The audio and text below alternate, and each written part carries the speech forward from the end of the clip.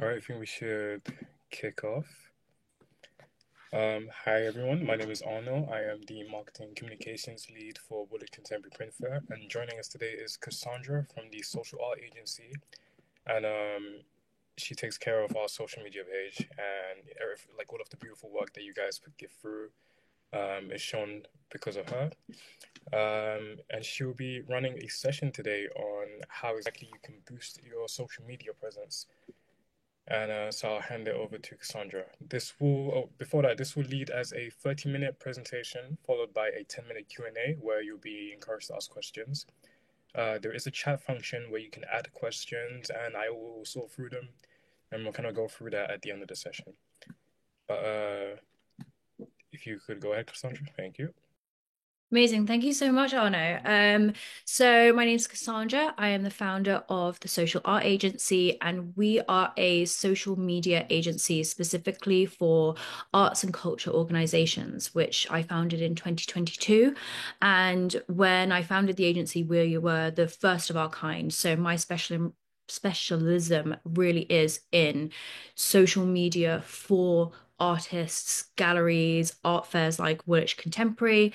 So today, what we're going to be talking about is how you can use social media to um, attract target audiences and progress your career as an artist. Like Arno said, I'm going to speak for about 30 minutes. I'm going to try and keep it to 30 minutes. I have a tendency to talk a lot when it comes to the subject, but I'll try and keep it to 30 minutes.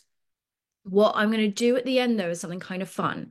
So I'm going to do an analysis of three of your Instagrams on the spot. So whilst I'm speaking, whoever would like an analysis of their Instagram, if you could just put your Instagram handle in the chat.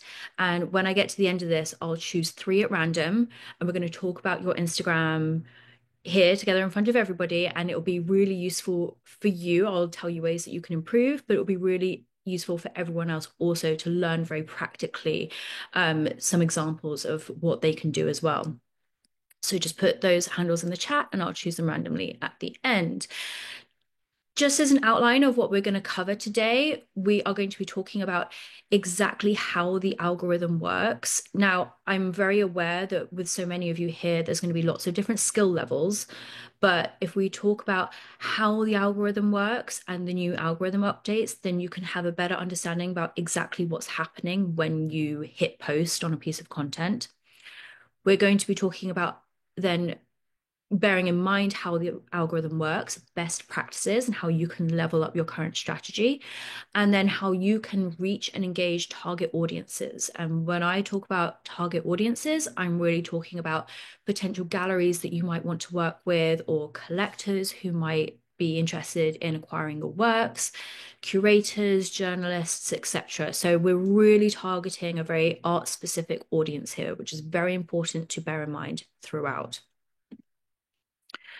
First of all, though, let's just cover why I'm talking about Instagram specifically. So I do work in social media generally, but really Instagram is the focus here. Why is that? Simply because the audiences that I previously mentioned, the art collectors, the galleries, the curators, they are all very much on Instagram and active on Instagram. And those are the people you are trying to reach. So for the majority of my clients, and I think for all of you here, Instagram really for the moment should be your main focus. There are other platforms. I'll give like a special shout out to TikTok. TikTok is really good because it's a newer platform. It's really good for organic discoverability.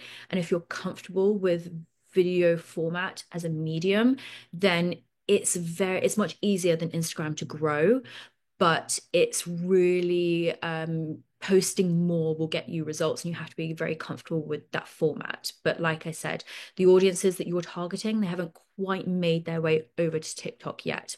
So let's focus on Instagram.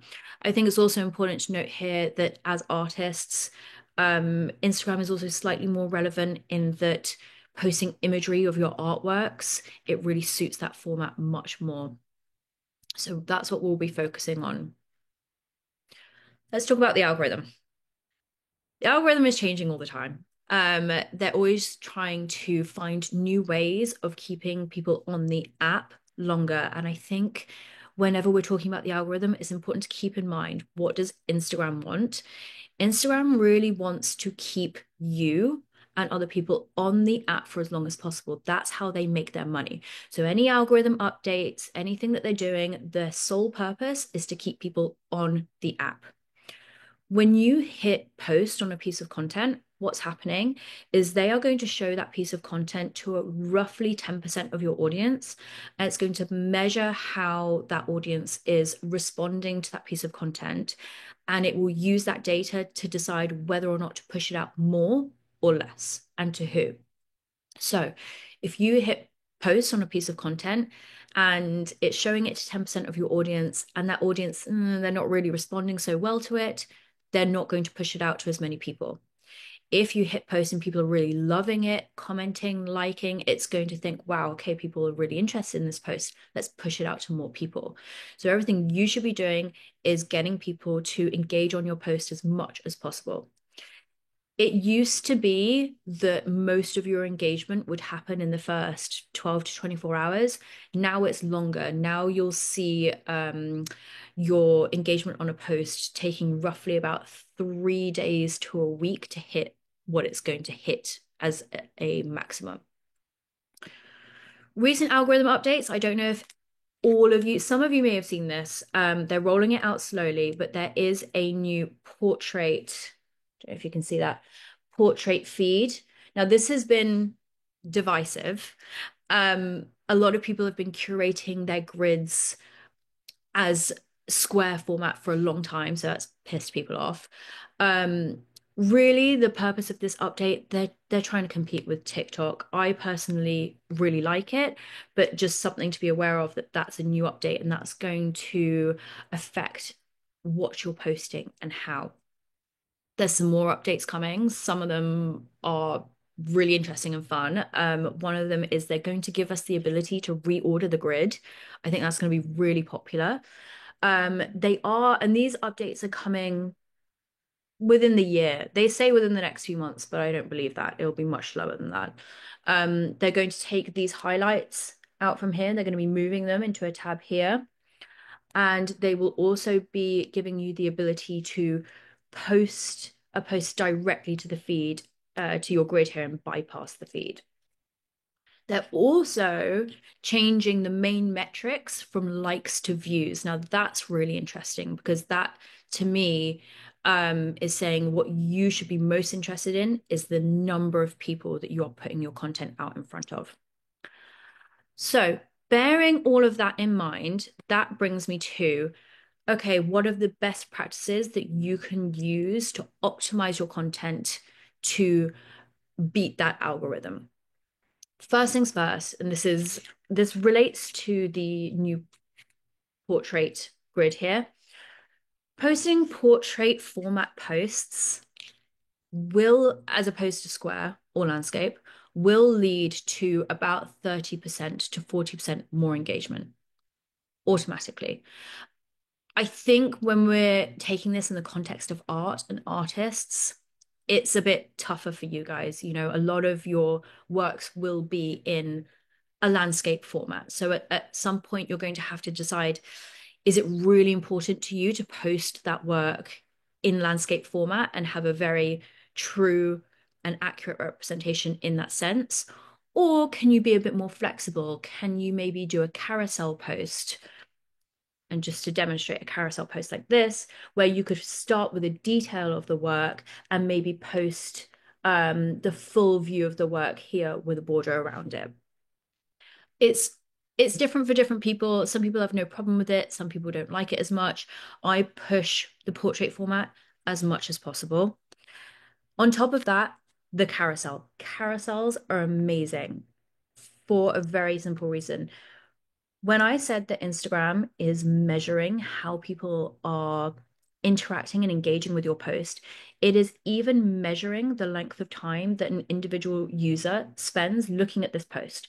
So let's say this post comes up on their home screen and they're swiping across. Okay, so that tells the algorithm someone's interested in it. They're interacting with the post. They're swiping through. Let's say they linger for a little bit longer on this image here. Okay, they're interested. Another thing that they might do is they might measure how they are interacting with the caption itself. So I've put here SEO enhanced captions. So SEO stands for search engine optimization, just means using keywords to appear higher in search engines. Normally, you might hear that in the context of Google. So using keywords to appear higher in Google. Same applies here. So really long informative captions, lots of keywords. Honestly, I don't even care if nobody reads it. As long as you're getting the keywords in there, then Instagram is able to pick that up, push it out to people. If people do read it, that's even better because, again, the longer time they spend reading this, the more time they're spending on your post, the more it's telling Instagram this is an interesting piece of content, push it out more. Posting at your optimal time is surprisingly important. And you can see what your best times to post are in your analytics. I really underestimated, honestly, how important this is. But I recently moved to the US and I was just posting at times that were good for me, even though all of my audience is still in the UK. And immediately I noticed a difference in the engagement. So posting at your optimal time. And when you put that post out, also just being very active and engaged on the app when you post. Um, it's normally advised to spend about 10 minutes before you post and 10 minutes after you post being active on the app, which is going to give your post the best possible chance to perform the best it possibly can. Hashtags pretty much irrelevant at this point, honestly. Even the head of Instagram, Adam Mosseri, he's come out and admitted hashtags are not really relevant. They're trying to get rid of them completely eventually. The reason they existed in the first place was to help Instagram categorize your content, but they don't need to do that anymore because the algorithms are smarter and they can pick up on the keywords in your enhanced captions here. So they're phasing this out. What I tend to do is I tend to include one, two, maybe three, just to give the post a little helping hand. But honestly, it's don't overthink it and definitely don't be posting big chunks of like groups of 30 hashtags. There's no need. And lastly, engaging by responding to DMs and comments. This comes back to being very active and spending time on the app. Ultimately, you know, this is social media. And I think the worst thing that you guys can possibly do is to put a post out there and then leave the app. That's not going to help at all. It's social media, it's supposed to be social. The idea is you put out posts and then you have conversations with people, you respond to comments, you respond to DMs. It's social media, it's meant to be social. So then how can we level up your strategy from there? Well, first of all, diversifying the different types of content that you post. I've already spoken here about carousels. I love them. They're so good. They're really easy to do, much easier than a reel, which can be quite daunting and intimidating for people. Collaboration posts is one of my absolute favorite strategies because by doing a collaborative post with maybe a gallery that you're working with or a project that you're working on or even some of your peers, immediately you are able to tap into and leverage someone else's audience. One of my favorite strategies ever. Reels. I think we all know that Instagram is desperately competing with TikTok, so they're pushing out that video content as much as possible. I've got some examples of reels later on in this presentation to give you an idea of the kinds of reels that you could be posting. If you're up for it, they're very effective, very effective. And all you need when you're posting a reel, you only need 3 seconds watch time for it to count as a view. That's it. So short reels do really well. Authentic, really off the cuff, don't think about it kind of reels do really well. We're a bunch of printmakers on this call, so reveal reels, really popular, do really well. And lots of stories. Great thing about stories is they lasts for 24 hours. So do whatever you want on stories, lots of behind the scenes, like really casual stuff, really authentic stuff, as many as you want. Developing some content pillars to diversify your content. Now, this is something where I think once you're more comfortable with it, okay, let's think about how we can diversify what you're posting. The kind of content pillars you can be thinking about is, for example, obviously you've got the works themselves, right? That's going to form the core part of what you're posting. But think about some posts around your process. That's very interesting to people. Posts about your studio, images of you in your studio. People really like to see the face behind the work. That really performs very well. And actually, algorithmically, photos of faces do really well. So thinking about different things you can post, even things about like your inspiration or an exhibition you've been to recently. Keep it relevant. Please, no images of like you and your mates. Have a separate Instagram for that. Keep it professional. But different types of content around your practice is really important. We'll talk about analytics in a little bit. And what I want you to do is be testing out different types of content and then looking at your analytics to see if people are responding to it. If you post some content around your process, maybe the analytics will show people are loving it. Okay, let's post more of that. If you post some images of, I don't know, your studio and the engagement's been really low, okay, don't bother, don't waste your time. So pay attention to the analytics on what's actually performing. Using an app to schedule your content. There's loads of different apps you can use. Later.com, that's a really popular one. Sked is what I personally use. The benefits to these is you can just bulk plan your content. You can sit down one day, you can sit down on like a Saturday or a Sunday when you have like a whole day to just dedicate to this.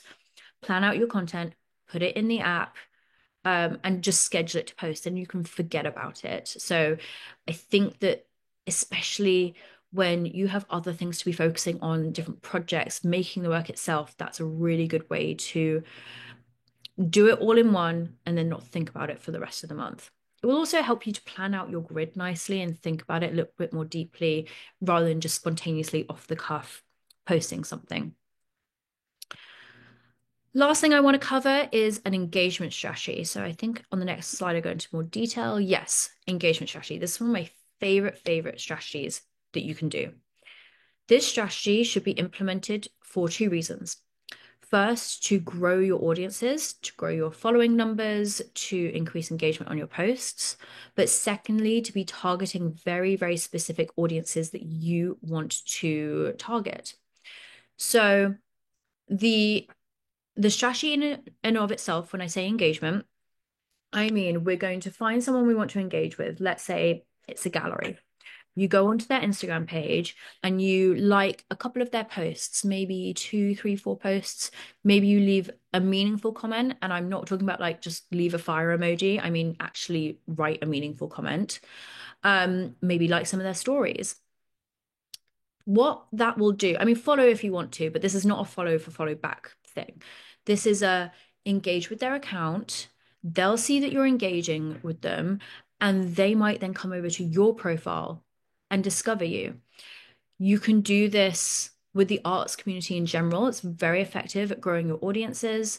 Just make sure that whoever you're engaging with has been active on the app recently. So see if they've got current stories active or see if they've posted something very recently. Then you know that they're active on the app currently. And this can be done generally with just your peers, just different artists, different art enthusiasts. That's great for growth. Now, when we want to be talking about potential collectors and galleries and curators, I really recommend putting together a list of 20 to 30 people that you really specifically would like to engage with. Add them to your favorites list, not your close friends list, your favorites list. What that does is that means that they also come up in your feed more regularly, which means that you will naturally interact with them more often. And the idea really here is You engage with them, they see you've engaged, they come to your profile, and hopefully, if you've done your job right in terms of posting engaging, interactive content that really communicates your practice very well, then the idea is once they come to your profile, they see your work and they're like, wow, this person's really cool. I really like their work. I would like to work with them. I would like to follow them. It's incredibly effective. I use it for all of my clients. And it's my preferred method above, say, paid social, because you can be much more targeted, much more specific, and it's much more engaged audiences. So I've just got some examples here of some Instagram pages that I personally really like. This is David Robertson. He is brilliant. I mean, he's got, first of all, profile image of him very clearly with his work behind him. Perfect. Tick. He's got a great bio here that has lots of keywords. Wood engraving, woodcut, lino drawing, tick, tick, tick. Linked his website, tick. Highlights seem categorized. They've got nice cover images, tick. When I look at his profile as a whole, okay, immediately I get a sense of David's practice. I know immediately, looking at this from a glance, who he is and what his practice is. He's got informative and personal captions that I actually want to read. But the number one thing I think he's doing is really, really, really good reels. Lots, you can see lots here, lots of reveal reels that have performed incredibly well. I've also got a painter in here, Jess Allen. This is a brilliant profile. Again, you look at this profile as a whole and you can automatically at a glance, I understand her practice visually. Her profile pic, and don't underestimate the importance of a profile pic. Her with her work, clean, eye-catching, very good. Her name, and please, by the way, always make sure that your name is somewhere, because the amount of times I have within a gallery, within WCPF, I've been searching for an artist to try and tag them in something, and I find it really hard to find you. You're less likely to be tagged in something if I can't find you. You've got to make yourself very searchable. So please, please, please always have your name in the name section and in your handle if you possibly can. Her bio is perfect. She's listing she's got a nice, considering the everyday, that's very beautiful, and some information about where people can direct their inquiries, some upcoming exhibitions, a link tree. That's really nice if you want to direct audiences to different places. So, like to your website, to an exhibition. She's also got lots of diversified content, different ways of showing her practice, maybe in a studio setting, maybe in a gallery setting, maybe the work itself. There's a nice one here of her in front of her work, and lots of reels. On the subject of reels, so we've got some really nice ones here I just want to show you. This one is from Kristen McClarty, who is another printmaker's Instagram you should really check out. She is amazing.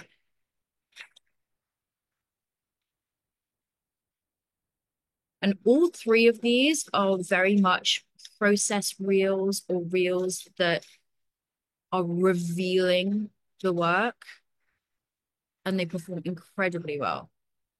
This one, again, all you have to do is set up your camera. There's no audio on this even. You just set up your camera, you do the reveal, it's good to go. Don't overthink it. This one from Louise Benton. She's overlaid some music and she sped it up a bit. It's a really nice one there. And this one from Fiona. Really nice one.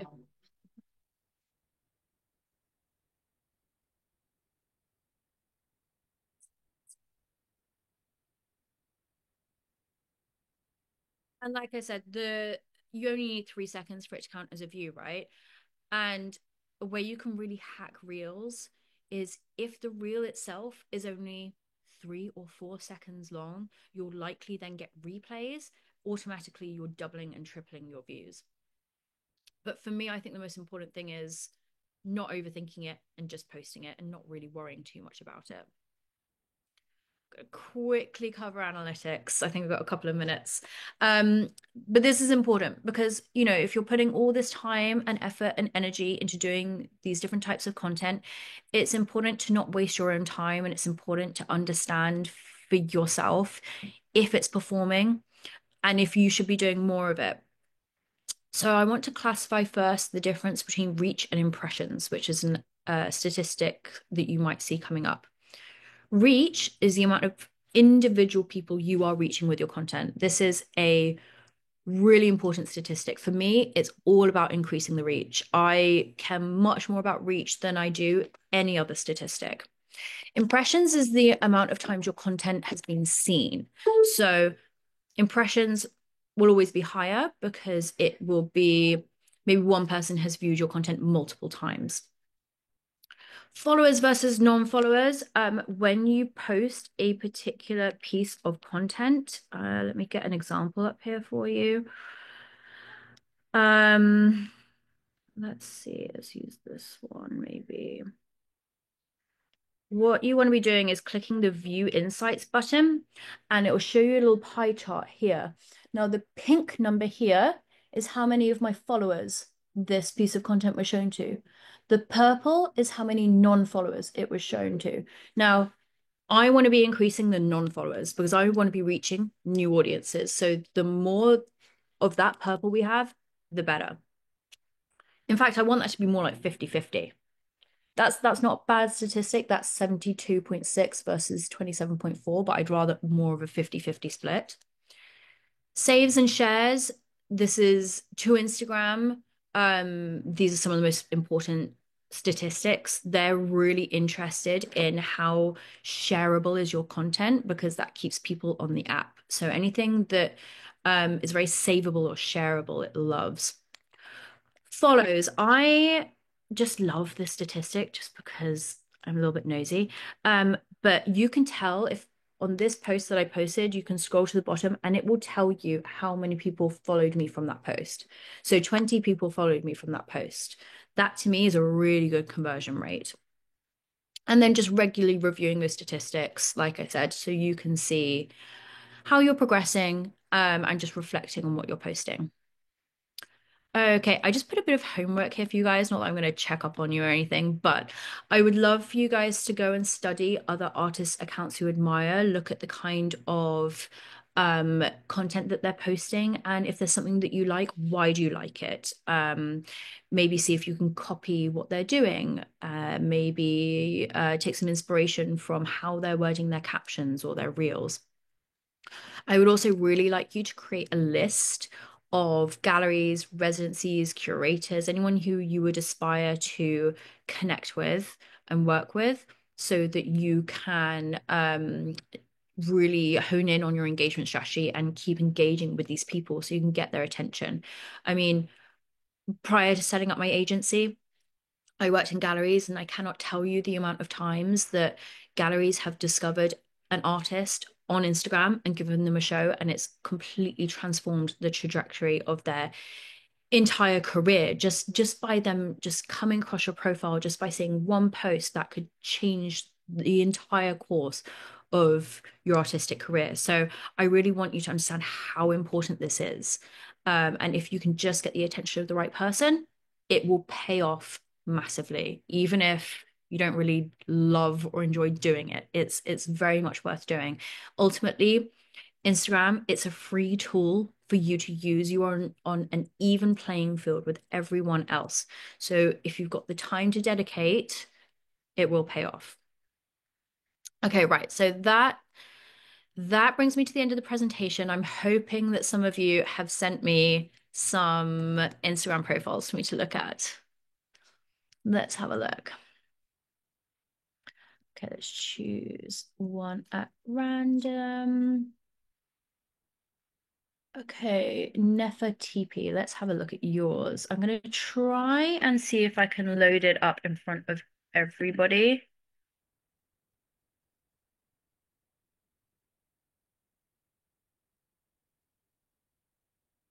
Look.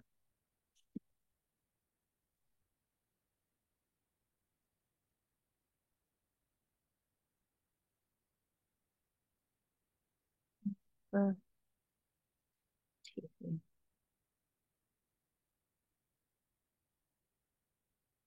Let's see if I can share that so everyone can see.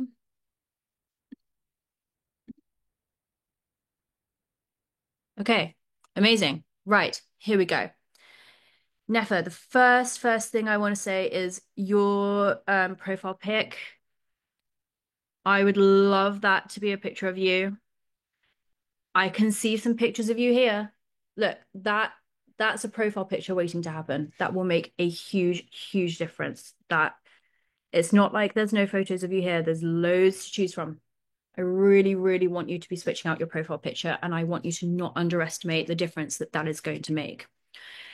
Your name is on there. That's brilliant. What else have we got? Your bio. Your bio tells me pretty much nothing about you. I think you really need to be incorporating much more keywords and think stupid. Think really stupid. Exactly what do you do? What kind of art do you make? I really need you to be very like dumb it down for people because for me, just coming across your profile and looking at that at a glance, I have no idea. But I do love that you've got what looks like a link tree in here, and your link tree is really nice. That's beautifully done. Oh, and you've even got a really nice quick link to buy your artworks, which I think is perfect. You've got nice highlights here. I really like those. They're really well done. I love that you have some pinned posts here at the top. Pinned posts is not something that we talked about. Pinned posts are really great because, especially if we're in employing that engagement strategy, what we want to be doing is when they land on your profile, we want to tell them as much about you as quickly as possible. So it looks to me like you have pinned what is a really cool work. I love that. Nice caption, really good caption. Long, informative, lots of keywords there about the work. This second one is beautiful too. Use of carousels too. That's really good. It looks like you might have put a song. Yeah, you've used the song function on top of that too, which is really good. Instagram loves it when you do that.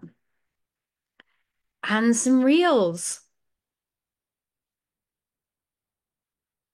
That's great. I tell you what you could do to really level up your reels if you haven't already is consider, oh, look, there's a nice little tape reveal here. That's perfect. To level those up, consider doing a voiceover. Voiceovers automatically perform even better. And when you do the voiceover, just make sure that you are putting auto captions on. Other than that, I think that your feed looks good. It looks cohesive. I think I would like to see a little bit more diversification in content in terms of I would love to see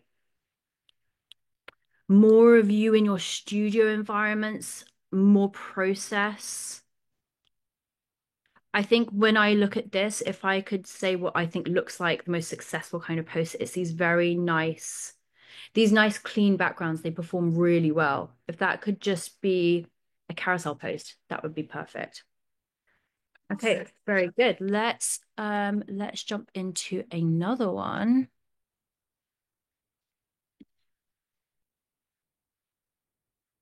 Zoom. Where's the chat? Who have we got? Kyle Lewis. I think your handle was like this. Kyle Lewis.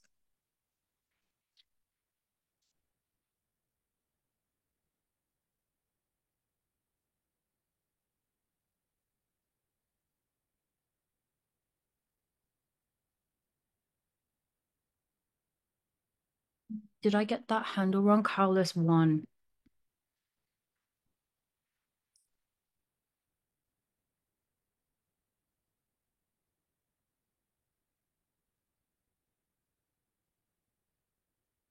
Okay, that is not. Is that right?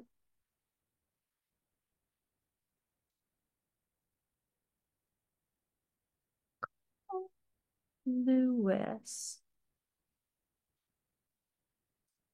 Aha, I see what I'm doing wrong. Sorry.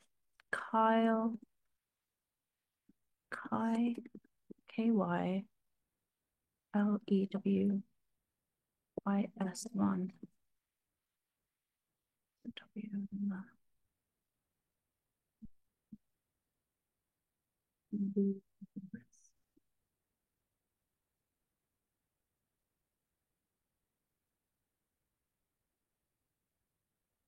Okay, we got there in the end.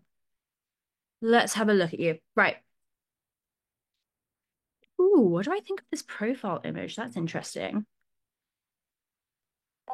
We've got stories up. That's perfect. Tick already. Your website is linked. Tick.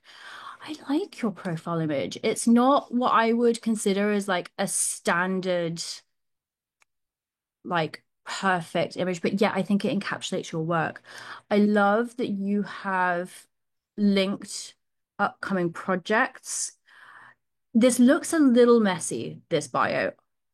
I think that because your work is so detailed, you've got to be really careful of it not looking too messy. So you've got to keep as many elements really tight and clean if you can. So this is nice. Great that you've got your categorization as an artist, but let's think about how you can clean this up. Now, I understand that you're probably trying to fit in quite a lot of things here, but I'd rather you had this line be some SEO keywords about you as an artist. You know, what kind of printmaking? Like, looks like you often work with dry point. I would say something about you being a printmaker here in the first line. And then I would try and find a way of making this much more neater and digestible because this to me is really hard to read. I'd even rather you had less things listed here and have them more clearly. If there's lots of things that you want to draw people's attention to, I think that you should probably be considering having a link tree here so that you can really direct audiences in different directions once they want to take the next step. Great that you've got highlights, but again, I think because your work is so detailed, you've got to avoid being messy. I would love for you to um put some nicer covers on these highlights. Um, you can upload your own covers rather than choosing one from the highlights. I think that you also really need to be pinning at least one or two posts that are either your best works or something about you. Um, this one would be a really nice one to post because since your profile image isn't something very clearly your face, just posting this at the top tells me a lot about you. It shows me who you are. I automatically feel like this is more authentic, connected. I see that you've exhibited. That's really important. It's got high engagement, that one. So I would go ahead and pin that one. And I think that when you are posting, great that you got carousels. I think more of these types of posts where there's almost like a slight border because it just helps me digest the work a little bit more. Um, if you're going to do this reel, looks really good. I really want you to change the cover image on this reel. You can upload a different cover image because at the moment this text is looking a bit messy. Be careful with text generally because it can look quite messy very easily. It does seem to me like you've been kind of messed up a little bit by the feed changing the dimensions here. But you can go back and you can upload a different cover image. And then ultimately, I think you would really benefit actually from downloading an app that helps you pre-plan your content.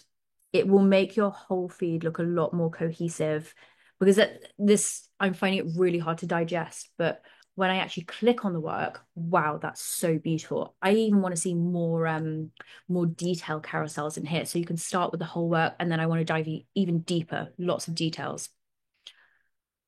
Okay, let's do one more.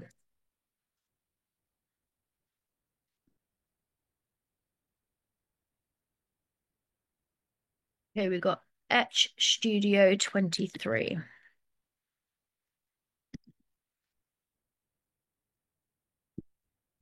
Studio 20.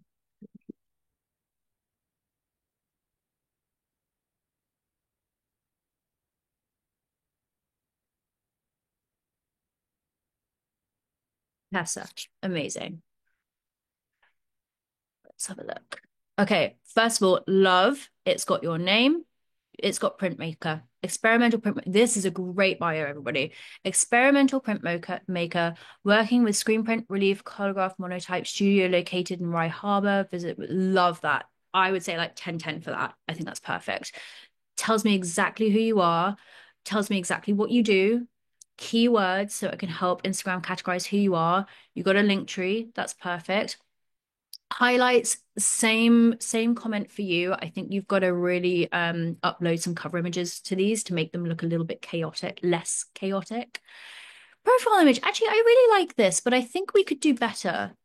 Um, my kind of favorite, I mean, even I want an image of you in front of your work. That would be my absolute ideal. I actually think there's some really lovely ones of you down here. Lots of these are videos. I would even take a screenshot from one of these videos where it shows you like this is nice. That's a really nice view of you. This is a really nice view of you. This is really lovely. This is really lovely. This is really lovely. I think you can do better. I don't hate your profile picture. I think you can do better. It's almost too personal feeling for me. Like it kind of feels like this is a personal profile, not a professional profile for potential collectors and galleries to discover you. And actually, I think that's a note for you to take throughout.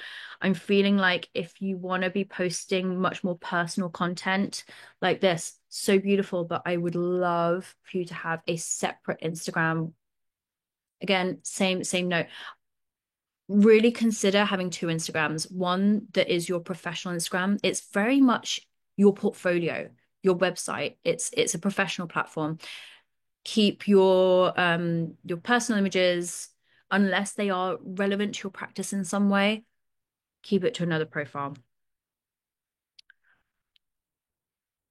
I think for you, again, and same note as the previous, I think you should be tagging, pinning a work to the top or something important to the top.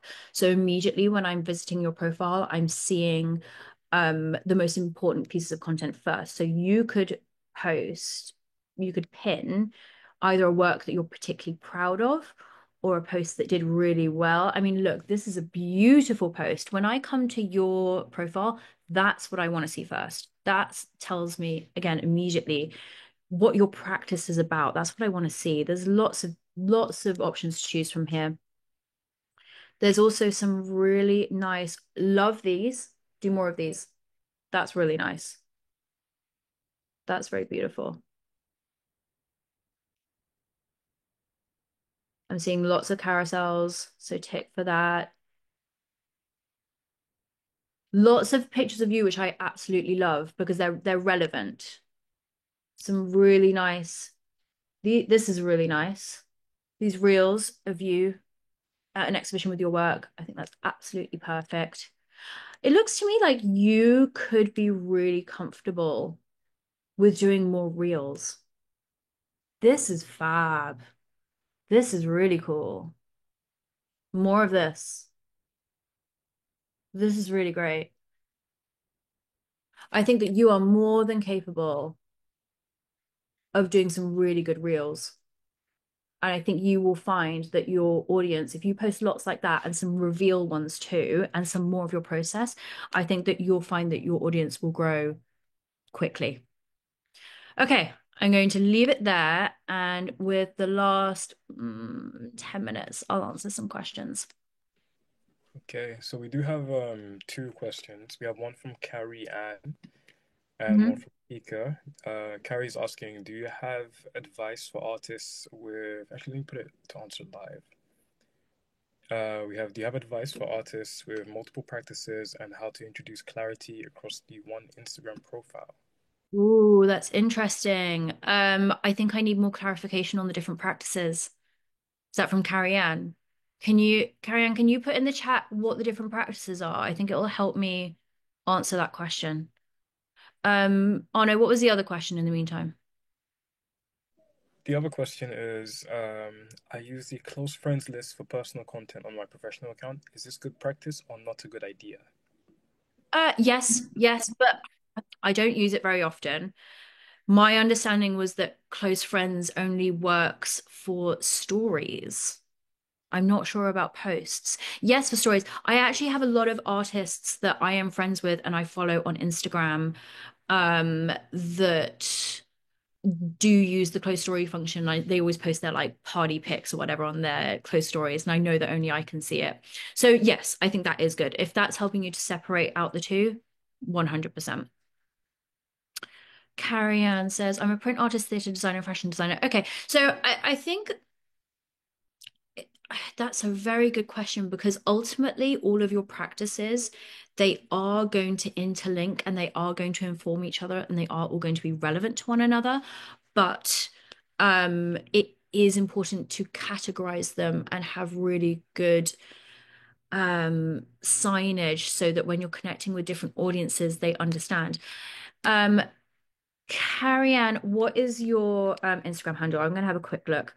Ultimately, though, I think the answer would be really clear signage. So, for example, I would clarify in your bio that those are your three practices. I would have highlights that are divided between those categories, very clearly marked. And I would, when you're posting about each thing, very clearly signpost it. Carrie and Stein.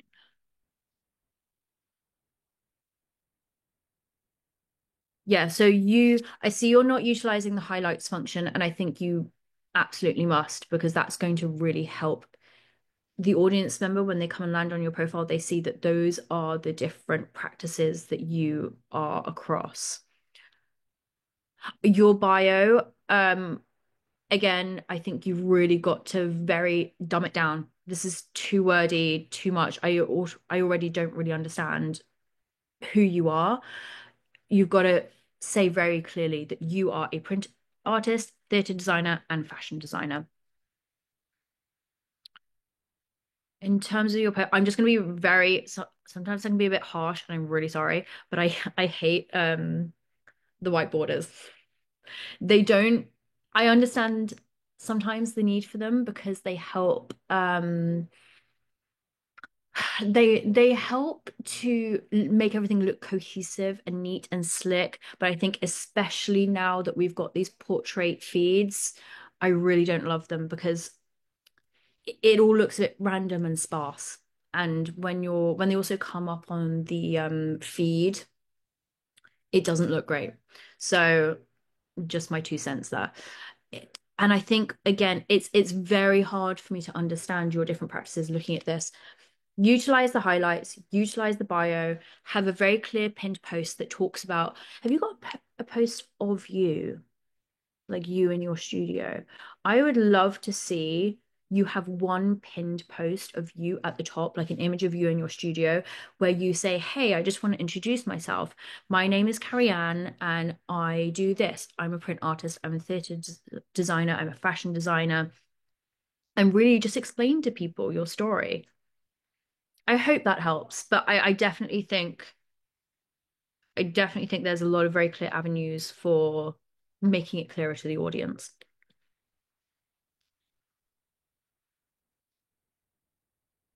Great. Cool. Okay, we don't really have any more questions. I've noticed everyone's asking about whether a recording will be available. Definitely. It's been recorded in its entirety and will be sent out to everybody that came through today. And will also be accessible on a different page on the website that we're currently building for everybody. But we do really appreciate everyone coming in. I think Cassandra, you've been amazing, really informative, Yeah. and I'll be taking away I some just information for myself as well. Good. I also just want to say that on Instagram, I should have put this on my presentation, but I'm the arts editor, so the underscore arts editor. Um, and feel free if you guys want me to take a look at your Instagram or you want some advice. My DMs are always open. You're more than welcome to DM me there.